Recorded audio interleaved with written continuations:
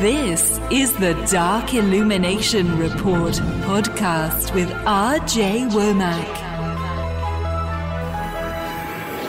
Hey everybody, this is Brother Nero. It's been a long time since we've done this. In fact, it's been over a year since we've done a podcast. And I'll tell you a little bit about why I've been delayed doing this podcast in the next episode. But right now, I really want to talk to you about the guest that I have on today.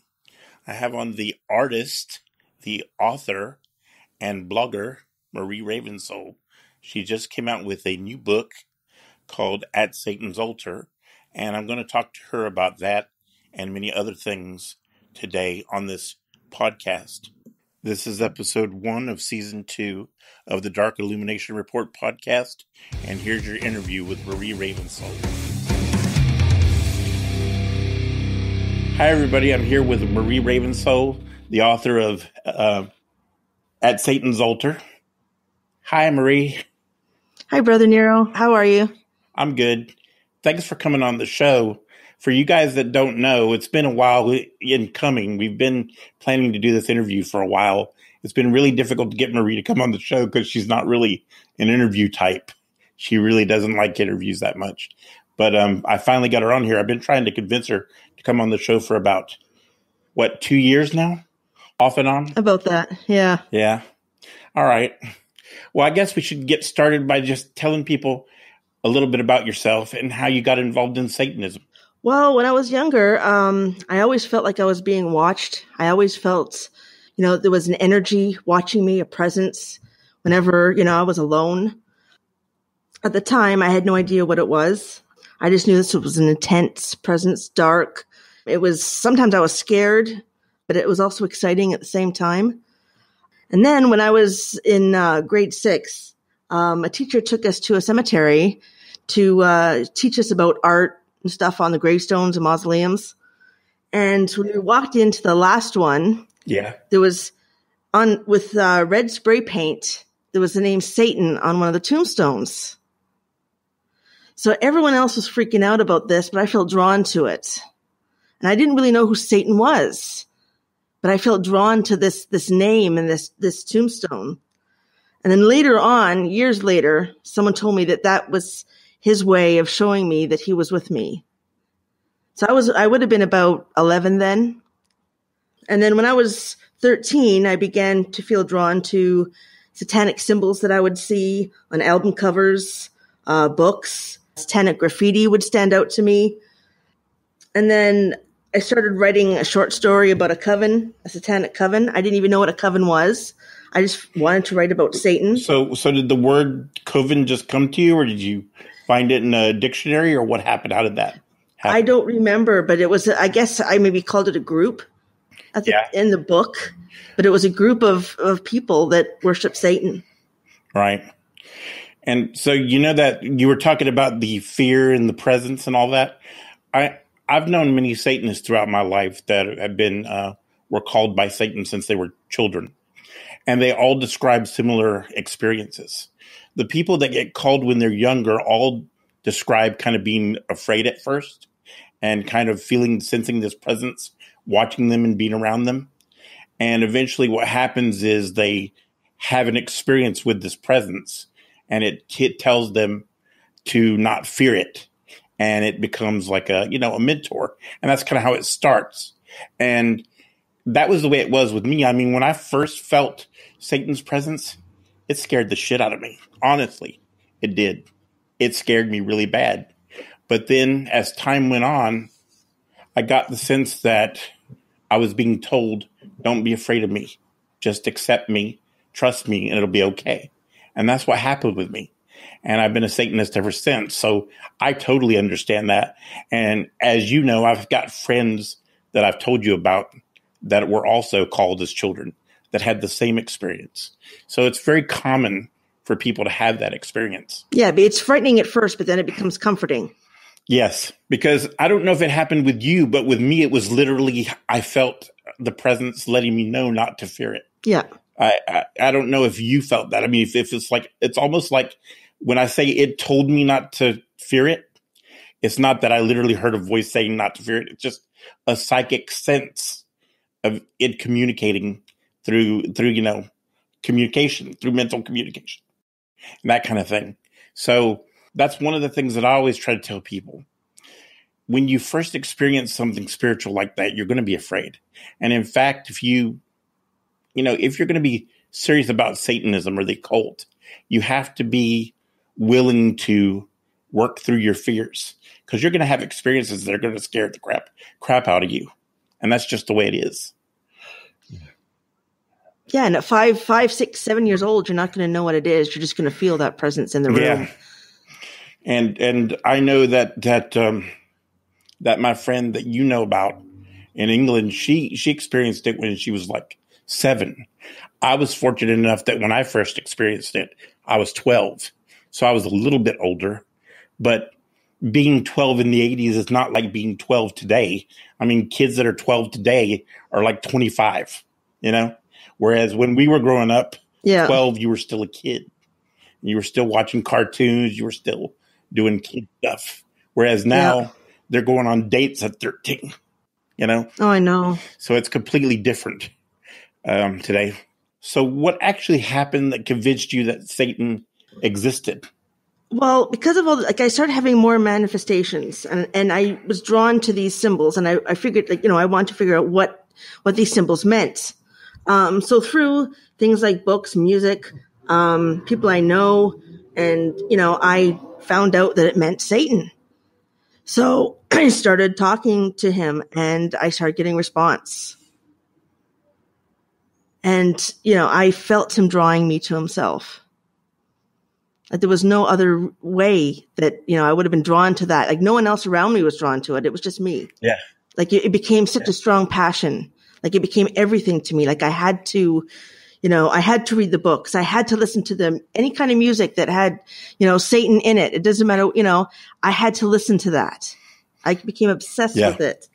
Well, it's funny that you mentioned that, because with me, it was the same thing. I didn't, I see all these people on the internet, and they have all these groups and stuff, and they have all these people around them telling them what to believe or what to think. And then they follow along like sheep, and they follow along with whatever group they're into or whatever person they think is a guru, right? And they'll follow them like sheep. Well, with me, I didn't have anybody else in Satanism. Everything I learned on my own. I didn't have a mentor. We didn't even, I don't know if it was like that with you, but, I didn't have anybody to model my Satanism after. I didn't have anybody that knew more than me. I didn't have anybody to even do rituals with. Everything I did and everything I learned on my own or through my personal spiritual experiences, not through some guy telling me what to believe or what I should be like they do now. No, we had to go to Satan. We had to pray. We had to, go to our room and talk to him, or go for a walk and, in nature. And we would, hear his voice, or he would, he used to speak to me through music, things like that. But yeah, there was no internet. There was no groups. I used to write to a guy in Finland, I guess starting when I was around 16. And, we shared some stuff back and forth through snail mail. So that was a support system I had. And I met some, Satanists that were in real life, but we all believed different. Yeah. So that was hard as well. See, that's the thing I think that bothers me now about the Satanism today, is that people are so quick to follow people. And, you see it with the people that want to, do their beard like LaVey, and they shave their head and they copy everything LaVey does, or whoever it is that they believe is like the messenger, right, of Satan, or messenger of Satanism, should we say. And it wasn't like that for us. Yeah. The only person we had was Satan and ourselves. That's it. And so, when everybody says, Satanism is about independence, it's about freedom, it's about individuality. Well, none of you guys are very individual. You all copy each other. You all follow like lemmings, Oh, we can't, we don't really believe in Satan. He's just an archetype. Well, where did you hear that? You heard that by LaVeyans preaching it to you 10,000 times. So you just regurgitate it like a robot. That's what I hate about Satanism today. It's the antithesis of everything Satanism stands for. Everybody just follows along like a bunch of fucking Christians, but yet they act like they're better than Christians. You know? I don't get it. Never have. Yeah, and instead of going to Satan, whether it's through, prayer or meditation or, even through tarot cards, which I used to use the Ouija board a lot, anything to, just to go to him, they'd rather go to a Facebook group and ask a bunch of people. Yeah, you're right. And then they believe what they say, even if it's against what, they know Satan would say. And, that brings me to talking a little bit about your book. Why did you decide to write a prayer book as opposed to just a more general Satanism book? Well, I believe that it was needed. There wasn't really anything out there for religious Satanists. I was always asked questions, like on my website or in the groups, how to contact Satan, how to pray to him. So I've been writing prayers for quite a long time and putting them on my website in Satan's honor. So people have always said that it's helped them. So I wanted to put that into print. I was actually asked to put them into print. So I wrote a lot more to put in the book. Yeah, I've gotten a lot of good feedback from it. Yeah, you know me. We've known each other for a long time. I don't even know how many years it's been. You remember, but I don't. So how long has it been we've known each other? About 11 years now. 11 years. See, I don't remember. But the point is, me. I've always been against pre-written prayers. I really don't think that's a good habit to get into. Letting other people speak for you. I think it should come from your heart. But since your book has come out, I've had a lot of people say to me, I don't know what to say. I don't have the words. I can't come up with anything that I feel is respectful enough to use. So I recommend your book. And the first thing they say to me is, oh, this is great. I'm glad I got this, or I'm glad I ordered this. And they thank me for referring them to your book. And so I'm starting to change my mind. I think the book is needed, and it is a very good book. And for anybody who's thinking about buying it, I would say you definitely need to check it out, because not only do you have prayers and hymns, but she's got dedication rituals. She's got all kinds of things. I mean, she's got holiday rituals in there. She's got advice about offerings. I mean, it's more than a prayer book. I mean, to say it's a prayer book is probably an understatement. That's not really an accurate description of what it actually is. It's a full-on devotional book of practice. And it really is an excellent book. And I don't recommend many books that often because, to be honest, I think a lot of books written in Satanism today are a bunch of crap, written by people who don't believe in Satan, who are just out to make money. And so for me to recommend a book, it has to really say something. And I think your book does that. I wanted to honor Satan. I wanted to do it for him. I also want to make a statement, to the world that Satan is loved and worshipped by many people. You've got the LaVeyan saying, oh, Satan doesn't exist. Satanists don't believe in Satan. Well, that's not true. Yeah. Through the book, I'm hoping to show, whoever comes across it, that that's not true. Yeah. I mean, there have always been people that have believed in Satan. There's always been people that have worshipped Satan as an entity. And, contrary to what the Church of Satan tries to teach, they didn't create the term Satanism. The term Satanism has been used in books, dating back years and years. In fact, I forget what it was. Was it, there's a book called Spirituality and Dogma from the 1920s. Where the word Satanism is used throughout. I mean, and LaVey wasn't even born until 1930. So, how could he have invented a term that was being used before he was born? It doesn't make any sense. And the Church of Satan will lie to people knowing that they don't know any different, knowing that they're not educated enough about the history of Satanism to fight back or to argue with them.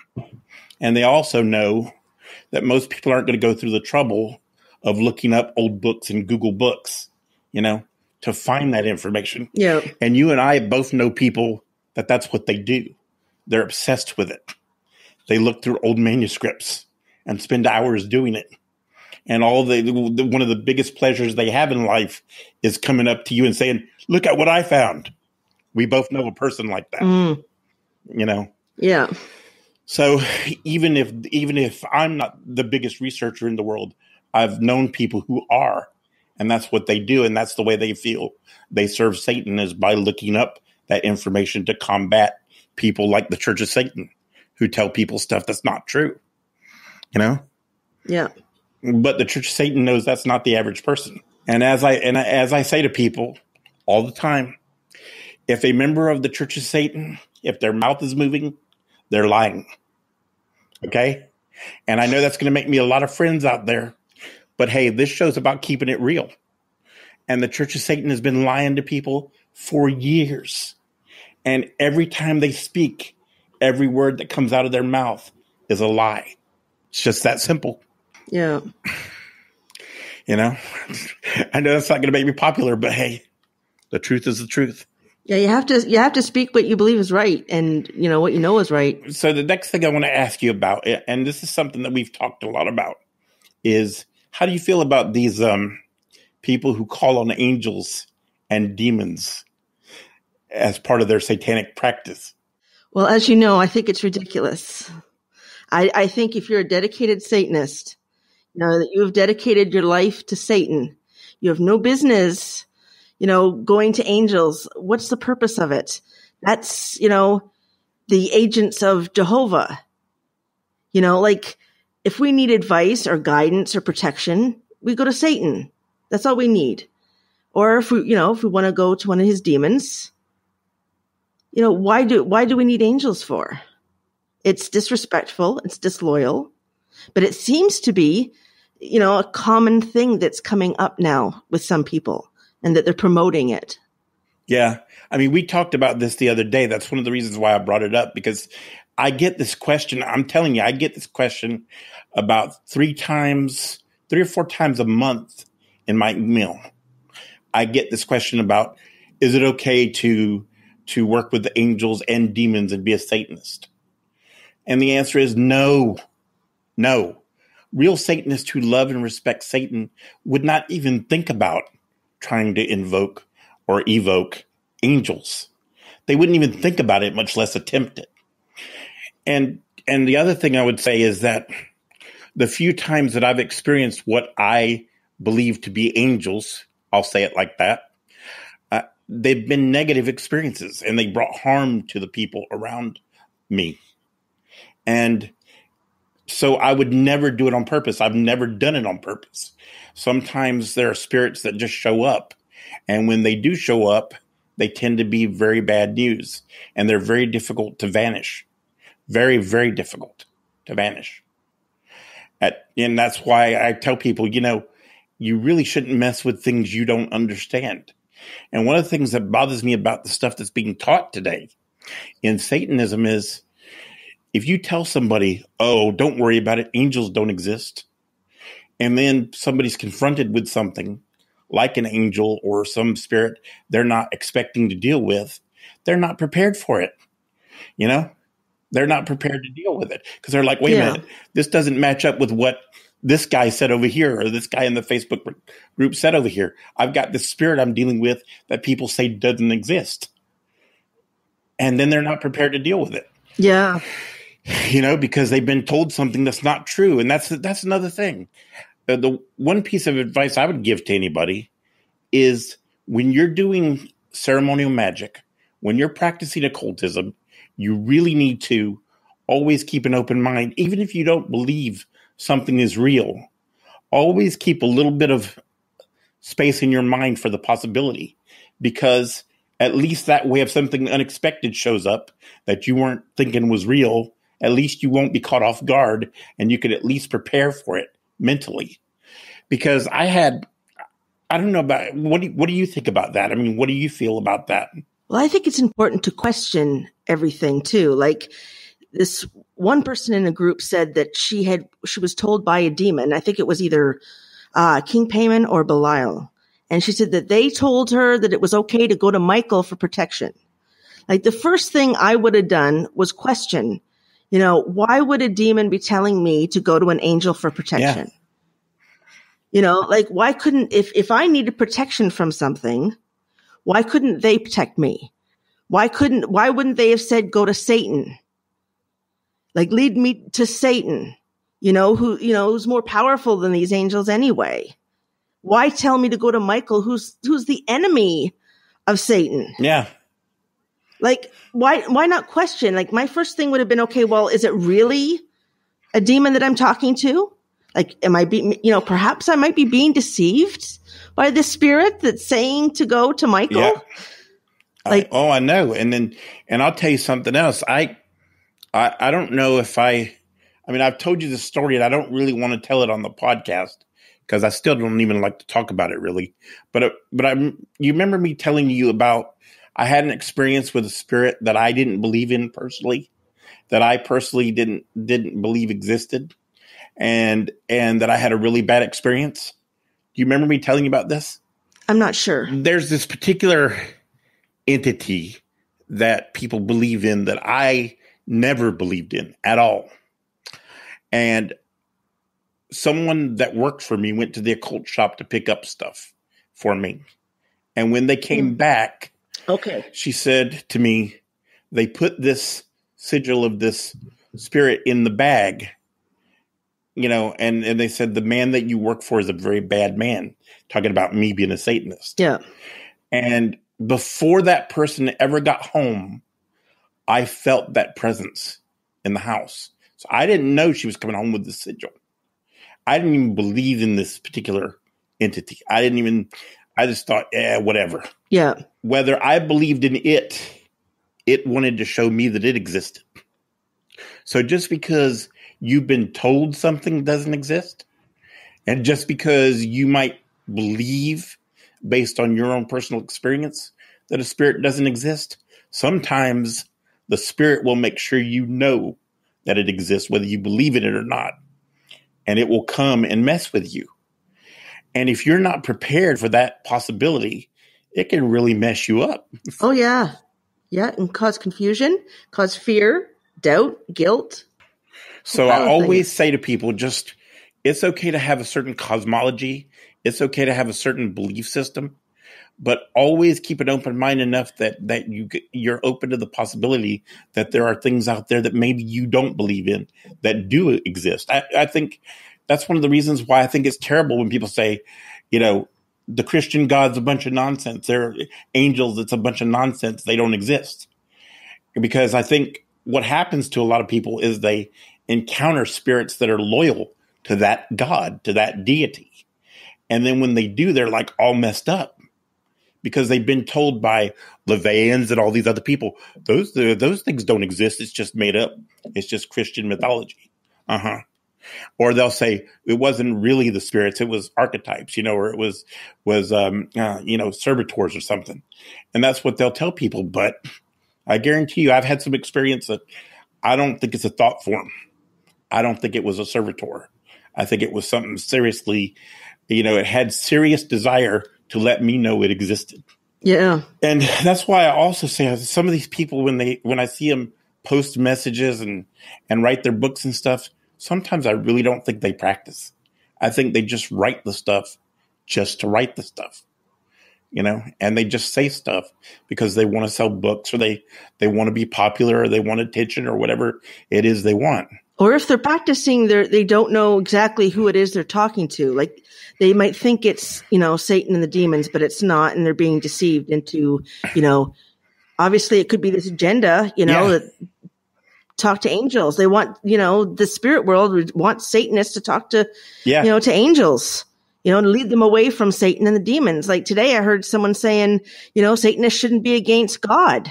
And I'm like, what are you talking about? Again, it's like when I guess he's meaning Jehovah, but I've always told people don't call something God unless he's earned the title. Like to me, Jehovah isn't God. He hasn't earned that title to me. Like by calling someone God, you're saying, so, be careful who you actually call God. Like Satan to me is my God. No, that's the same thing. I mean, even if I listen to something like, say I listen to a secular song and it says something like, oh, thank you, God. And I'm not talking about Christian music. I'm talking about like a secular song. and it says something like, "Thank you, God. Yeah. I'm glad. I'm thank God I made it," or something like that. I don't think of the Christian God. I think of Satan when I hear something like that. Yeah. Or if I'm watching a TV show and they say, "Oh, God help me out," or whatever, I don't automatically think of the Christian God. In fact, I don't think about the Christian God hardly at all. The only time I really think about the Christian God, it's funny, most of the time is when I'm doing podcasts like this, because I get questions from people about, I was a Christian. How do I deal with, the spirits and the stuff that's pulling me back to Christianity or whatever. And that's when I talk about it. But in my day-to-day life, I try not to give the Christian God any attention whatsoever.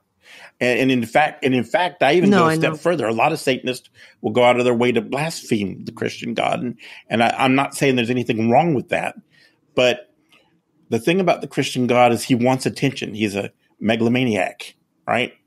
And if you blaspheme him, you're giving him attention. If you just live your life, don't think about him, don't think about the religion that's associated with him, ignore it completely and live your life by satanic principles, that annoys him more than anything else. If you blaspheme him, you're still giving him attention. You're still making him more important than he actually is. Yeah, blaspheming could be good, like, say, to try to get rid of Christian programming for someone that might be stuck or that keeps going back.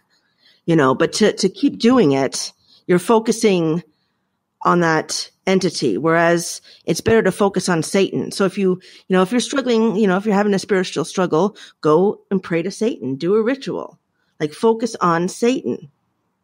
That's more important. I mean, we got a little bit sidetracked, so I want to get back to asking you about what your experience has been like with Satan. What do you think a common misconception about Satan that people have that in your experience is not true? I mean, there's all these stereotypes about what Satan is or who he is.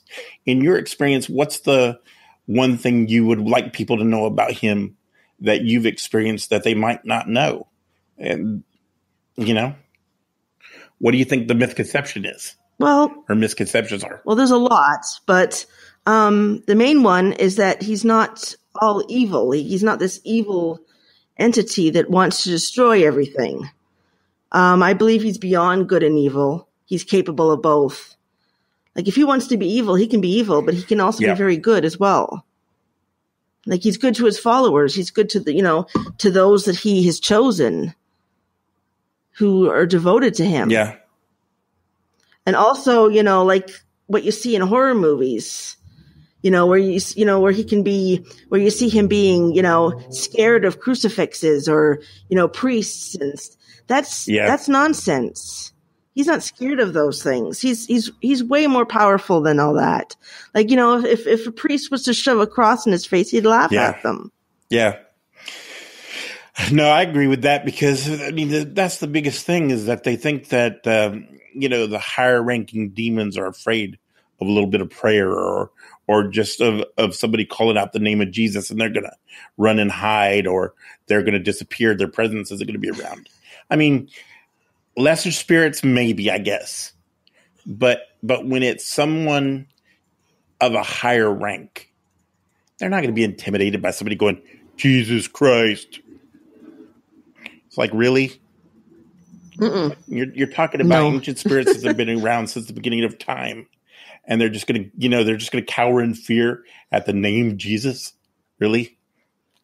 Don't be ridiculous. Yeah, that's hilarious.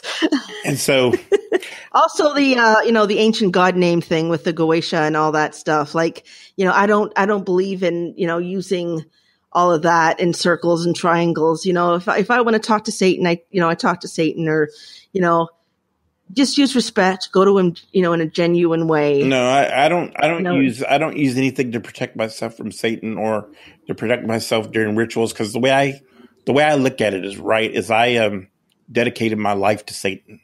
I made a blood pact with Satan and to give him my soul and serve him in his kingdom, right? That's the way I look at it. So if he wants to take me out, he can take me out anytime he wants to. So if he decides, or one of the demons decide, you're done, dude. You're done. It's over. Your time's up. Yeah. That's their prerogative. And if another spirit comes that's not from his kingdom, I believe that, we get warning and then we do the banishing. That's what we do. You do the rituals to get rid of it. And that's the other thing. Yeah. Sometimes you'll do something like that. You'll try to do something to get rid of the spirit, and it doesn't always go away the first time. It lingers around or it comes back. And people, these people that make it seem like, oh, I just waved a wand around and I'd said a few words and the spirit's gone. No, it doesn't always work like that. Sometimes you might have to do it several times before the spirit goes completely. But I don't banish demons. No. Because the way I figure it is I welcome them to my home. I welcome them to be present and to leave whenever they choose. Because they're my gods. Yeah. And I think that's another thing that people get wrong when dealing with them. If you call a demon, you start commanding them and cursing them and cussing at them, what do you think is going to happen? Oh, yeah. What kind of attitude do you think they're going to have? I don't get that, especially when Satanists do it. When people who call themselves Satanists do that kind of stuff. It's like, no Satanist that I know that believes in Satan would ever do these things. That's why when people say, I'm a Satanist and I do these things, I said, no, you're not. There is no way you're a real Satanist. Because if you had any respect for Satan, you wouldn't even think of doing these things, much less actually try to do them.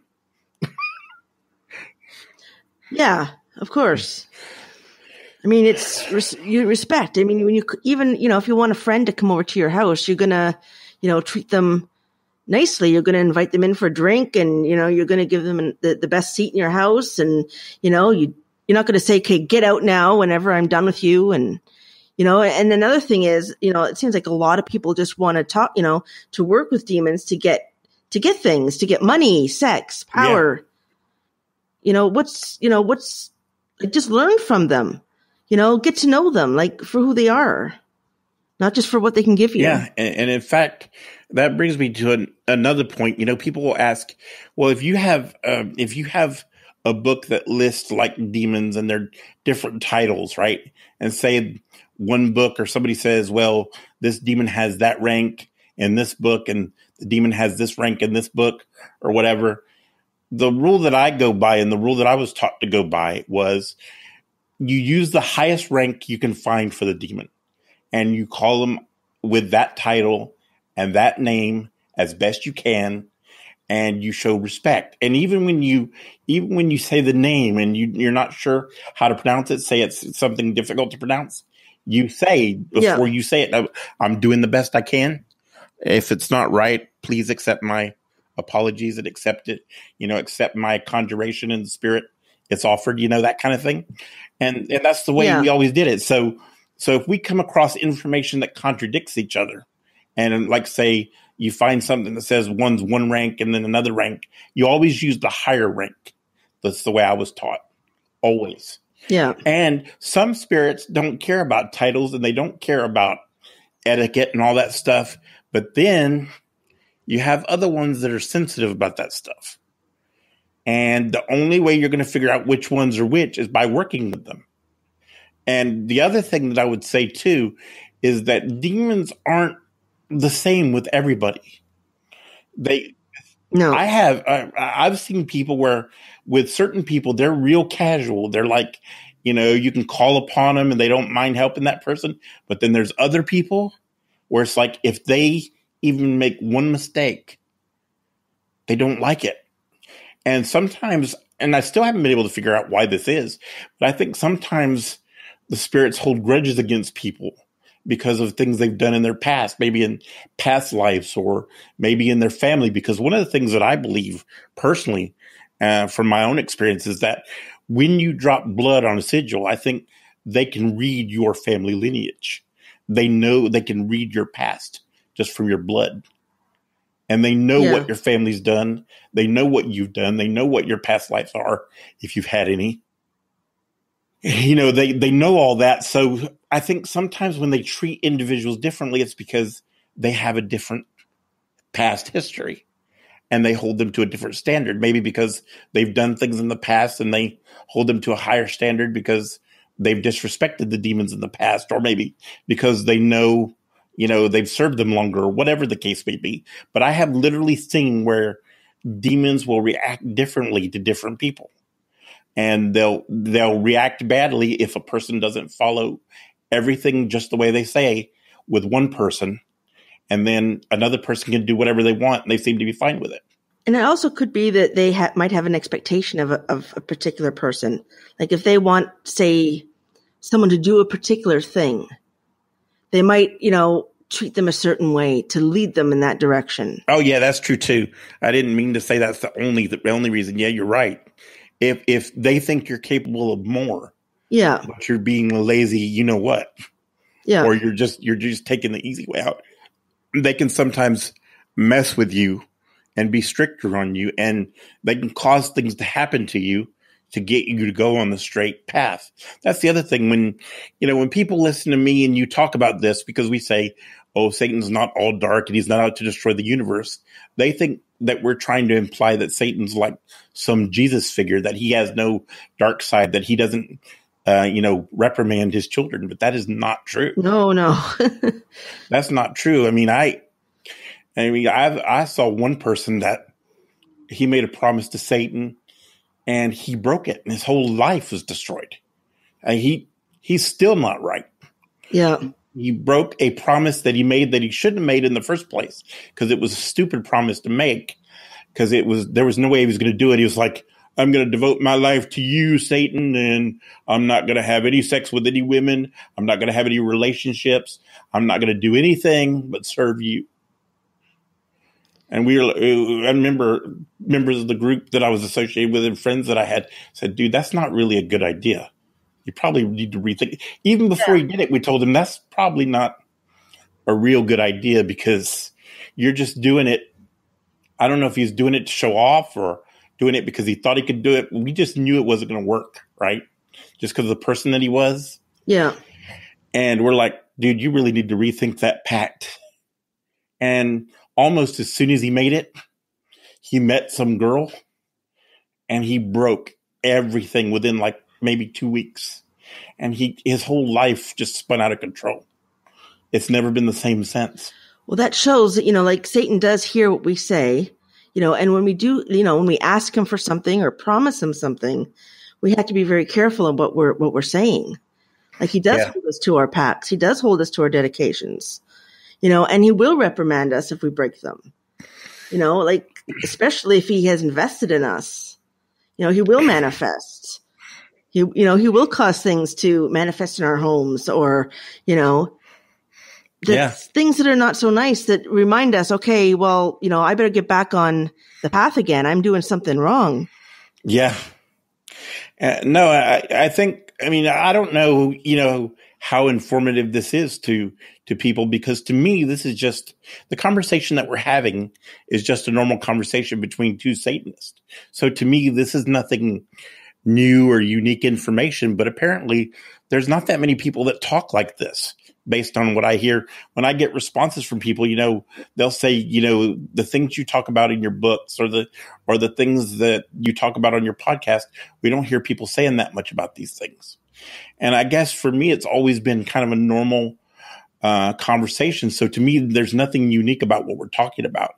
But I hope it helps other people, and I hope it makes them think about the pacts that they make. And I guess as long as we're talking about making promises to Satan, I would, myself personally, I would recommend people make a blood oath the traditional way. That's the way I did it.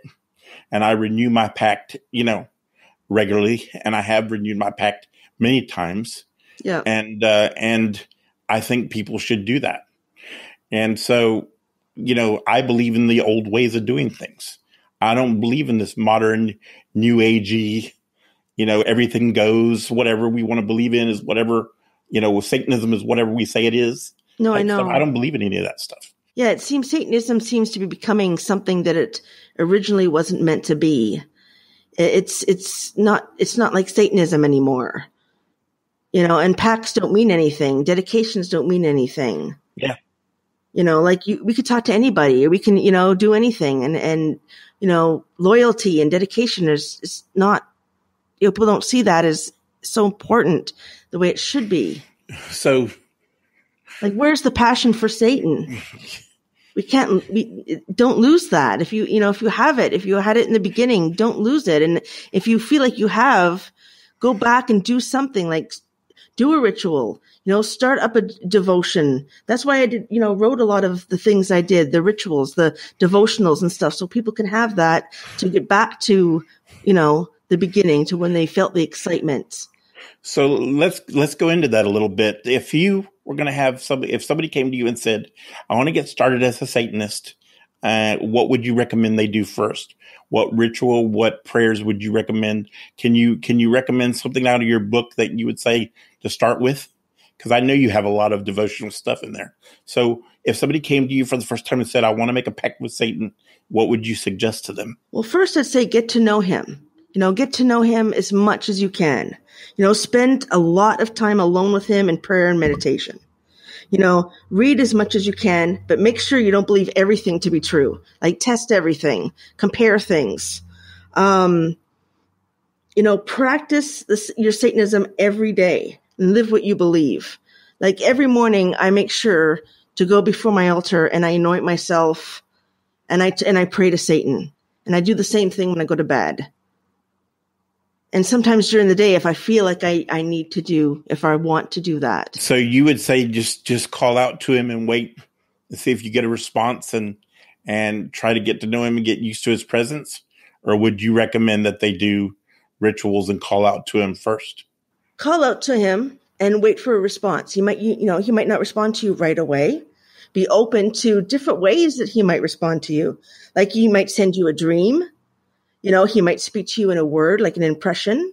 You might all of a sudden be listening to a song and a sentence sticks out to you that he's doing that. Just be open to it and don't try not to miss things. Yeah. Yeah. I mean, with me, a lot of it's been dreams. I've had a lot of dreams, and then stuff would happen after I dreamt about them and stuff. Or I dreamt about, conversations and stuff with spirits, and stuff would come to pass. So dreams have always been a very powerful way for me. In fact, it's been the primary way that I get communications. And in fact, I mean, when I do get communications other ways besides dreams, it's usually because they want me to get a message. It's important that they get my attention. Something serious is going on, whether it's somebody I know is in trouble. And that's another thing.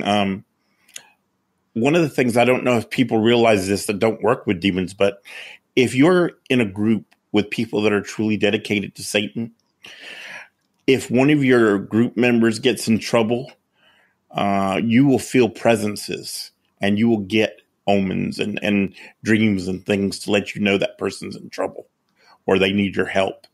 I mean, I've seen that with myself and some other people. We just have this psychic link. Yeah. And when something's wrong with those people, I will get messages. I will get things, and I will even have spiritual stuff happen or communications happen. And so I don't think people realize that when you're connected through Satan with someone, the demons will let you know, hey, your brother, your sister in Satan is in trouble. Yeah. And you don't even necessarily have to talk to them. You just feel it. You know something's wrong. And you know you need to contact them. Yeah. And in fact, I remember telling you when we talked last time, privately, I was saying to you that a friend I used to have prayed to Satan for me to call him. And I just got this feeling that I needed to call him. And I called him and he said, I've been praying to Satan that you would call me, Mm-hmm. And so stuff like that happens. It happens a lot. You just have to understand that the way all this spiritual stuff works, and I know you can back me up with this, Marie, is if you're open to it, that connection to the spiritual gets stronger. Yes. If you ignore it and you act like it doesn't exist, then it pretty much doesn't exist for you. It's like all these atheists who go, I know, spiritual stuff doesn't exist. The spirit world is just a bunch of BS, right? Yeah. It's because they already think they know the answers.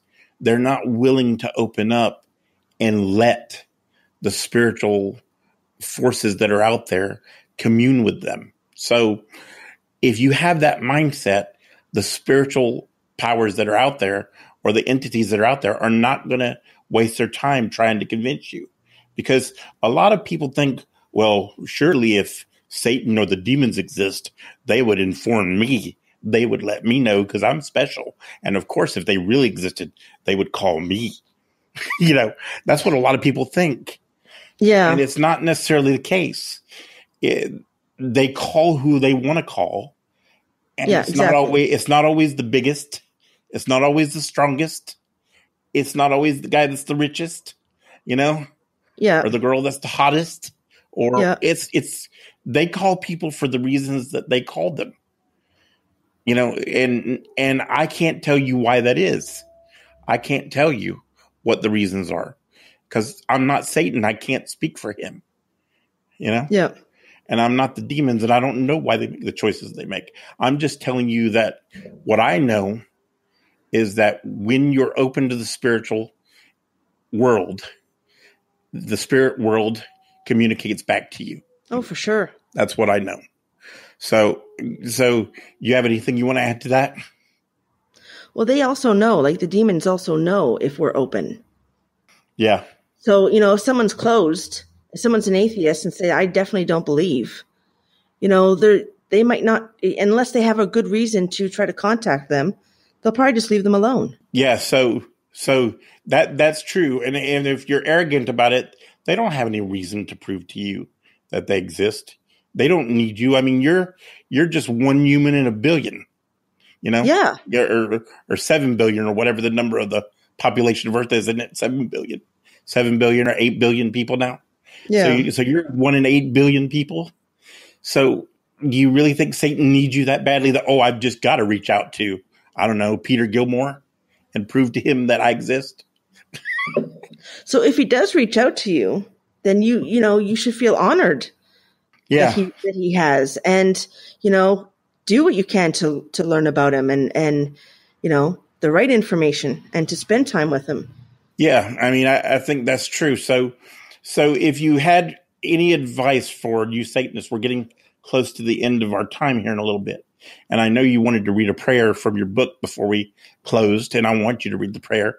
So if you had any last bit of advice for people that are new to Satanism or that have been around for a while about how to connect more with Satan and, just how to make Satanism more a part of their life, what would you recommend they do? Don't let your life revolve around social media. Don't get, it's great to talk to other Satanists. It's great to get to know, to not feel alone and to feel a part of something. But, there's so many things out there. It's going to, it can lead to confusion, lead to doubt. The main thing is spend time with Satan alone every day. Choose a time like morning, night, anytime, make time. Pray, meditate, learn a way of divination, learn how to read tarot cards, ask him to speak to you through those things. Get to know him from himself, like ask him who he is. And then, practice every day, live what you believe. Don't just say something and then not live it. Yeah, that's true. That's true. Be loyal, be dedicated, live up to the pacts that you made. And if you do, like if something happens where you do fall away, do your best, to make up for it. Tell Satan you're sorry. And then ask him what he wants you to do. And then do it. Yeah. I agree with that because even as dedicated as I consider myself to be, there are so many times that I know I didn't do everything Satan expected me to do. And I know there are many times that I've done stuff, and I've been ashamed of myself because I knew that Satan was disappointed in me because I didn't do everything that I could have done or should have done. So it doesn't matter how dedicated you are. Everybody makes mistakes. Yeah. And everybody's going to fail, but that doesn't mean you're not a Satanist if you make a mistake or you fail, you know? Yeah. You just have to pick up where you left off, start again, and try to do your best to make up for your past mistakes. And this is especially important for people to learn who say, you know, I was part of a Christian, you know, family, and I don't know if Satan will really accept me. You know, if you leave that Christianity behind and you really embrace Satan and satanic philosophy, and you really make that connection with him, then all that stuff, he'll forget about it. Because it's just like with the whole racism stuff and all that stuff, you know, do you really think a spiritual being that is not physical, that is non-corporeal, do you think he really cares about the color of someone's skin? Oh, definitely not. Does it make any sense? And the same thing is true for if you deny all your spiritual past, your baptisms and all that, you reject all that stuff, and you commit yourself to Satan, do you really think he's going to care as long as you're genuine about what your family may have done or whatever, you know? Yeah. I think even though I said that sometimes, you know, they can read your past, they also can read your heart, and they know when you're genuine or not. And I think that's very important, because genuineness makes up for mistakes. Being truly dedicated to the cause makes up for the past mistakes, you know? Yes. So, and racism does not have any part in Satanism. You know, Satan doesn't care, you know, whether you're black or white or Asian or, you know, he doesn't. He cares about the heart and the soul. And that's the biggest problem I have with all of these, you know, racial elements in Satanism. It has nothing to do. It makes no sense that a spiritual being that has neither race nor nationality would care about race or nationality. Why would he it doesn't care? make sense. He doesn't care. No. You know? Not at all. And that's the funny thing, you know, we're talking about what it was like in the 80s, because we come from a time when Satanism was still Satanism. I never once met a racist Satanist when I was a teenager. Nobody cared. Nobody cared what color you were or how much money you had. The only thing anybody cared about was, do you worship Satan or not? Yeah. Yeah. That was the only thing. Yeah. Nobody sat there when, well, what race are you, or how much money do you make, or what job do you have? You know? Or I know. Where did you go to school? You know, do you have a college degree? Do you not have a college? Nobody cared. No. Anyway, I think we're about out of time, but I know you want to read the prayer, so go ahead and read your selection, would you please? Okay. This is called the Prayer of Devotion. Lord Satan, I feel your infernal presence surrounding me. You are the great serpent who gives me knowledge and wisdom, the great dragon who will lead me into the coming battle. I desire to serve you with my entire mind, body, soul, and spirit. I open myself up to you today, tomorrow, and forever. Eternally, I will walk by your side. Lord Satan, you are my master, teacher, God, and Father. I adore you with my innermost being. My mind is filled with thoughts of you. Your essence fills my spirit, and your energy runs through my veins. I long to hear your words, to know your greatest mysteries. When you call to me, I will come. By the water, I will find you.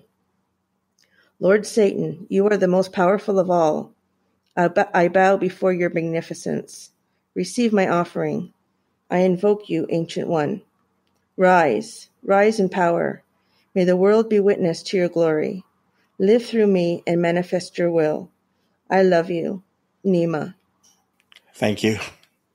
So before we go, how can people reach you if they want to reach you? What's the best place to reach you? Either on my website, www.insatansHonor.com, or through my email, ravensoul15@hotmail.com, or through my Facebook. Okay. And we should point out that In Satan's Honor is spelled with a U, the Canadian spelling. So that people... Yeah, it's IN and then a line, Mm-hmm. and then Satan's, a line, and then honor, and then it has a U because it's Canadian. Okay. All right. I just want to make sure that we point that out because people don't realize that just like the British, the Canadians don't know how to spell. I'm just kidding. All right. Thank you, Marie. Appreciate it. Thank you for having me. I hope to have you back sometime soon. Thanks. Oh, for sure. Bye. Bye. Thank you for listening to the Dark Illumination Report podcast. For the latest news headlines, show information, and more, go to rjwomack.com. That's rjwomack.com.